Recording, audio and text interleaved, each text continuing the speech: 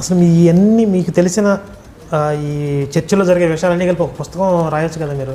ఆ ఒక్క పుస్తకం చాలు సార్, అది 330,000 పుస్తకాలు అవుతా ఉంటాయి, అంత బడ్జెట్ నా దగ్గర. చాలా ఇంట్రెస్టింగ్గా ఉన్నాయి అన్నీ. అసలు నేను అక్కడ ప్రతి ఒక్క ఫాస్ట్, నేను ప్రతి ఒక్క ఊర్లో, ప్రతి ఒక్క బెంగళూరు వెళ్ళున్నాను, చర్చికి వెళ్ళున్నా, చెన్నై వెళ్ళున్నాను, చర్చికి వెళ్ళున్నాను, ముంబై వెళ్ళున్నా, చర్చికి వెళ్ళున్నా.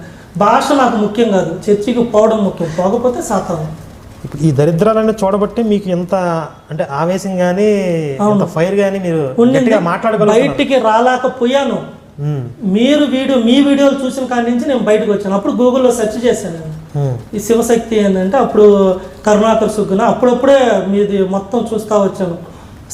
ఇప్పుడు పలానా 2012లోనో ఎప్పుడో మీది స్థాపితం జరిగిందని, 2015 అది జరిగిందని, అది మొత్తం చూసుకుంటా ఉన్నాను. అప్పుడు ఓకే, మీ చాలా వీడియోలు చూస్తూ వచ్చాను.